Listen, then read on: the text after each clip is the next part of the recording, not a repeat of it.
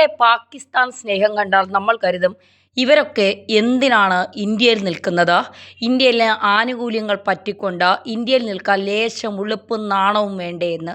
പക്ഷേ അങ്ങനെയല്ല. ഇന്ത്യയിലെ എല്ലാ ആനുകൂല്യങ്ങളും കൈപ്പറ്റിക്കൊണ്ട് ഇവർക്ക് ഇന്ത്യയിൽ സ്വതന്ത്രത്തോടെ സുഖിച്ച് ജീവിക്കണം. എന്നിട്ട് പാകിസ്ഥാനെ പുകഴ്ത്തണം. പാകിസ്ഥാൻ്റെ ഭീകര കേന്ദ്രങ്ങൾ ആക്രമിച്ചതിനെതിരെ പലരും രംഗത്ത് വന്നു. അയ്യോ, അവിടെ ഉള്ളവർ ആക്രമിക്കാൻ പാടുണ്ടോ? അവിടെയുള്ള കുഞ്ഞുങ്ങളും സ്ത്രീകൾക്കുമൊക്കെ ബുദ്ധിമുട്ടല്ലേ? കുഞ്ഞുങ്ങളെയും സ്ത്രീകളെയും ഒന്നും ഇന്ത്യൻ സൈന്യം തൊട്ടിട്ടില്ല എന്നൊരാവർത്തി പറഞ്ഞെങ്കിലും ഇവർക്കൊക്കെ കരച്ചിലാണ്. പാകിസ്ഥാനിലെ തീവ്രവാദികൾക്ക് വേണ്ടി കരയുന്നവരെ നമ്മൾ ദിനംപ്രതി കണ്ടുകൊണ്ടിരിക്കുന്ന കാഴ്ചയാണ്. ഇപ്പോൾ ഇവിടെ 10 പേരെ കൊന്ന് അവിടെ 10 പേരെ കൊന്ന് പിന്നെ അങ്ങോട്ടും ഇങ്ങോട്ടും ചെയ്യുന്നത് ശരിയാണോ എന്ന് എനിക്കറിയില്ല. എനിക്കൊരുപാട് പാകിസ്ഥാനി കശ്മീരി ഫ്രണ്ട്സ് ഉണ്ട്. പക്ഷേ അവരൊക്കെ നല്ല ഫ്രണ്ട്സാണ്, നല്ല സുഹൃത്തുക്കളാണ്, നല്ല മനുഷ്യരാണ്. നമ്മളെക്കുറിച്ച് ആൾക്കാർ അറ്റാക്ക് ചെയ്യാൻ വന്നു. പക്ഷേ മൊത്തത്തിൽ ആ രാജ്യത്തോട് ഒരു എതിർപ്പുള്ളത് പോലെയല്ലേ നമ്മൾ നിൽക്കുന്നത്? മലയാളി നടി മറീന മൈക്കിളിൻ്റെ പ്രതികരണമാണിത്. സോഷ്യൽ മീഡിയ എടുത്തിട്ട് വലിച്ചടുക്കി കീറുന്നുണ്ട്. സോഷ്യൽ മീഡിയയിൽ വലിയ വിമർശനമാണ് ഇതുണ്ടാക്കുന്നത്. സൈന്യത്തിന് പിന്നിൽ ഉറച്ചു നിൽക്കേണ്ട സമയമാണിത്. പാകിസ്ഥാൻ ഇന്ത്യൻ പൗരന്മാരെ വകവരുത്തുന്നു. പഹൽഗാമിലെ ഭീകരത അതിരുവിടുന്നതായിരുന്നു. ആ സാഹചര്യം മനസ്സിലാക്കാതെയുള്ള മറീന മൈക്കിളിൻ്റെ പ്രതികരണം കേന്ദ്ര സർക്കാരിൻ്റെയും ശ്രദ്ധയിലെത്തിയിട്ടുണ്ട്. അതിനിടെ സോഷ്യൽ മീഡിയയിൽ വലിയ വിമർശനമാണ് ഇതുണ്ടാക്കുന്നത്. 2 തന്തയ്ക്ക് പിറന്ന ആൾക്കാരൊക്കെ പാകിസ്ഥാനിൽ ഫ്രണ്ട്സ് ഉണ്ടെന്ന് വിചാരിച്ച് ഇന്ത്യയും ഇന്ത്യൻ ആർമിയും എന്ത് ചെയ്യണമെന്നാണ് ഇവർ വിചാരിക്കുന്നത്? എത്ര ലാഘവത്തോടെയാണ് ഇന്ത്യയിൽ 10 പേരെ കൊന്നതിന് തിരിച്ച് 10 പേരെ കൊല്ലണമോ എന്നൊക്കെ ഇവൾ ഇത്രയും കോൺഫിഡൻസോടെ ചോദിക്കുന്നത്. ഇന്ത്യയിൽ മരിച്ചു വീണ ഭീകരവാദികൾ കൊല്ലപ്പെട്ട ഇന്ത്യക്കാരായ ആളുകളോട് ഒരു സഹാനുഭൂതിയും ഇല്ലാതെ, ഒരു കൂസലുമില്ലാതെ ഇത്രയും മിടുക്കോടെ വന്നിരുന്ന് സംസാരിക്കുന്നത്. ഇവൾക്കൊക്കെ ഈ പാകിസ്ഥാനിലുള്ള ഫ്രണ്ട്സ് ആരൊക്കെയാണ്, ഇവരുമായി ഇവൾക്കൊക്കെയുള്ള ബന്ധം എന്താണ് എന്നൊക്കെ വളരെ കൃത്യമായി അന്വേഷിച്ച് അറിയേണ്ട കാര്യമാണ്.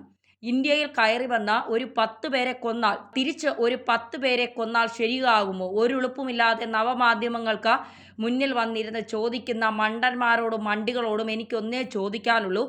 ഇന്ത്യ തീർത്തത് പാകിസ്ഥാനിലെ ഏതെങ്കിലും 10 സിവിലിയൻസിനെ അല്ല. ഇന്ത്യയിൽ എല്ലാ കാലത്തും ഭീകരവാദ പ്രവർത്തനങ്ങൾ അഴിച്ചുവിടുകയും ഇന്ത്യയുടെ സമാധാനത്തെ എല്ലാ കാലത്തും തകർക്കാൻ ശ്രമിക്കുകയും ചെയ്തിരുന്ന പാകിസ്ഥാൻ ചോറ് കൊടുത്ത് വളർത്തുകയും ചെയ്ത ഒരുപാട് ഭീകരവാദികളുടെ ക്യാമ്പുകളെയാണ് ഇന്ത്യ ഇന്ന് തകർത്തിരിക്കുന്നത്. മറീനെ വിമർശിച്ച് സോഷ്യൽ മീഡിയയിൽ എത്തിയ കുറിപ്പിലെ പ്രസക്ത ഭാഗമാണിത്. ഇന്ന് നടക്കുന്ന ഈ ഓപ്പറേഷൻ സിന്ദൂറിനെ എതിർക്കുന്നവരോട് ഒറ്റ കാര്യം മാത്രമാണ് പറയാനുള്ളത്. ഇന്ത്യ എന്ന ഈ രാജ്യം ഒറ്റ കാലത്തും യുദ്ധത്തെ പ്രോത്സാഹിപ്പിക്കുകയോ ആഗ്രഹിക്കുകയോ ചെയ്യുന്ന ഒരു രാജ്യമല്ല. നമുക്കാർക്കും ആഗ്രഹമില്ല ഇന്ത്യ യുദ്ധം ചെയ്യണമെന്ന്.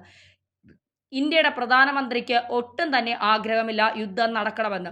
ഇന്ത്യയുടെ സൈന്യത്തിന് ആഗ്രഹമല്ല യുദ്ധം നടക്കണമെന്ന്. യുദ്ധം എല്ലാ കാലത്തും വിനാശം മാത്രമേ ഉണ്ടാക്കിയുള്ളൂ എന്ന പൂർണ്ണ ബോധ്യം നമുക്കുണ്ട്. പക്ഷേ ഇന്ത്യ മഹാരാജ്യത്ത് എല്ലാ കാലത്തും യുദ്ധം അഴിച്ചുവിടുകയും ചെയ്യുമ്പോൾ തിരിച്ചടിക്കുക എന്നല്ലാതെ മറ്റൊരു മാർഗമില്ല.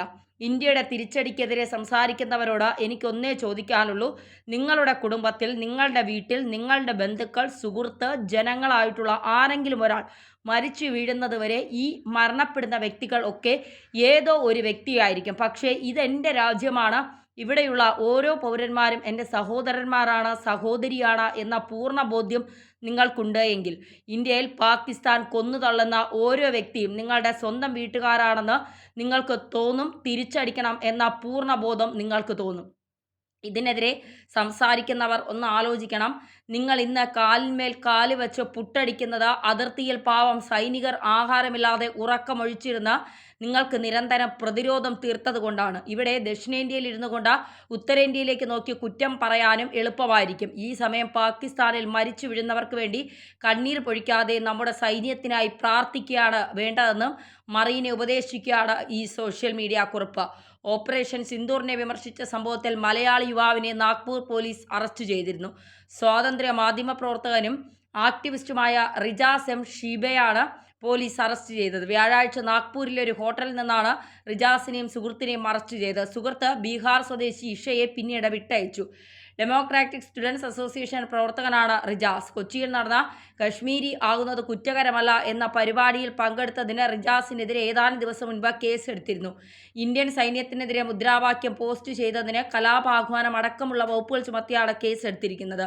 ഇന്ത്യൻ ഭരണകൂടത്തിനെതിരെ ആയുധമെടുത്ത് പോരാടാൻ ആഹ്വാനം ചെയ്തതിനും ഇയാൾക്കെതിരെ കേസെടുത്തിട്ടുണ്ട്. കഴിഞ്ഞ 10 ദിവസത്തിനുള്ളിൽ റിജാസിനെതിരെ ഫയൽ ചെയ്യുന്ന രണ്ടാമത്തെ കേസാണിതെന്നും പോലീസ് പറഞ്ഞു. ഇത്തരം നടപടികൾ രാജ്യത്ത് പുരോഗമിക്കുന്നതിനിടെയാണ് നടിയുടെ പോസ്റ്റും ചർച്ചകളിലെത്തുന്നത്.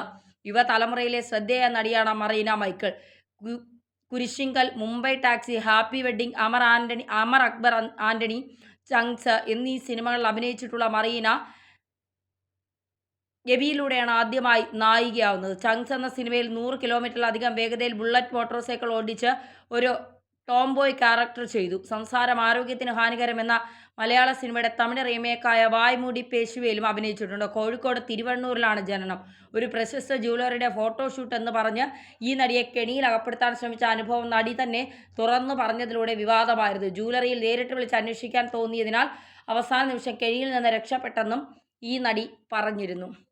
എന്തായാലും പാകിസ്ഥാനെ വേണ്ടി കരയുന്നവരോട് ഒരു ചോദ്യം മാത്രമേ ചോദിക്കാനുള്ളൂ. എന്തിനാണ് നിങ്ങൾ പാകിസ്ഥാന് വേണ്ടി ഇങ്ങനെ ഇരുന്ന് മോങ്ങുന്നത്? അങ്ങനെ നിങ്ങൾക്ക് പാകിസ്ഥാനിൽ മരിച്ചു വീഴുന്നവർ അല്ലെങ്കിൽ പാകിസ്ഥാനിലെ മരിച്ചു വീഴുന്നവരോട് നിങ്ങൾക്ക് അത്രയും അനുകമ്പയും സ്നേഹവും സഹതാപവും ഒക്കെ ഉണ്ടെങ്കിൽ നിങ്ങൾ ഇന്ത്യയിൽ നിൽക്കരുത്. ഇന്ത്യൻ പൗരത്വം ഉപേക്ഷിച്ചുകൊണ്ട് നിങ്ങൾ പാകിസ്ഥാനിലേക്ക് പോയി താമസിക്കുകയാണ് വേണ്ടത്. അവിടെ പോകുമ്പോഴാണ് അറിയുന്നത് അവിടുത്തെ സ്വാതന്ത്ര്യം എങ്ങനെയാണ്, അവിടെ എങ്ങനെയാണ് മനുഷ്യനെ കൈകാര്യം ചെയ്യുന്നത്, അവിടെ മതത്തിൻ്റെ പേരിൽ ന്യൂനപക്ഷങ്ങൾ അനുഭവിക്കുന്ന ദുരിതങ്ങൾ, ബുദ്ധിമുട്ടുകൾ എന്തൊക്കെയാണ് എന്നുള്ളത്. ഇവിടെ സൈന്യം നമുക്കൊന്നും പറ്റാതിരിക്കാൻ നമ്മളെ തലങ്ങും വിലങ്ങും രക്ഷിച്ചുകൊണ്ടിരിക്കുമ്പോഴാണ് അവിടെ 10 പേരെ കൊന്ന് ഇവിടെ 10 പേരെ കൊന്ന് എന്ന് പറഞ്ഞുകൊണ്ട് ഓരോരുത്തികൾ രംഗത്തെത്തുന്നത്. അതായത് അവിടെ 10 പേരെ കൊന്ന് ഇവിടെ 10 പേരെ കൊന്നു എന്നുള്ളതല്ല, ഇവിടെ മരിച്ച 26 പേർ എന്ത് തെറ്റാണ് ചെയ്തതെന്ന് ഈ നടി പറയണം. അവർ ചെയ്ത തെറ്റെന്താണ് എന്ന് ഈ നടി പറയണം. കശ്മീരിലെ ബൈസരൻ വാലിയിൽ യാത്രയ്ക്ക് സന്തോഷത്തോടെ യാത്ര ചെയ്യാൻ പോയ കല്യാണം കഴിഞ്ഞ് 7 or 8 ദിവസം മാത്രമുള്ള ആ സ്ത്രീ ചെയ്ത തെറ്റെന്താണ്? അപ്പോൾ നമ്മുടെ നിരപരാധികളായ സഹോദരങ്ങളെ വന്ന് കൊന്നിട്ട് പോയിട്ട് നമ്മൾ കയ്യും കെട്ടി മിണ്ടാതിരിക്കണം. അവിടെയുള്ള 10 പേരെന്ന് പറയുന്നത് അവിടുത്തെ സിവിലിയൻസ് അല്ല, അവിടുത്തെ പട്ടാളക്കാരല്ല, അവിടുത്തെ ഭരണകൂടമല്ല, അവിടുത്തെ സാധാരണ ജനമല്ല. അവിടെ കൊന്നത് ഭീകരവാദ കേന്ദ്രങ്ങളാണ്. ഭീകരവാദ കേന്ദ്രങ്ങൾ തൊടുമ്പോൾ എന്തിനാണ് ഇവർക്കൊക്കെ ഇത്ര ബുദ്ധിമുട്ടുണ്ടാവുന്നതെന്നാണ് ചോദ്യം.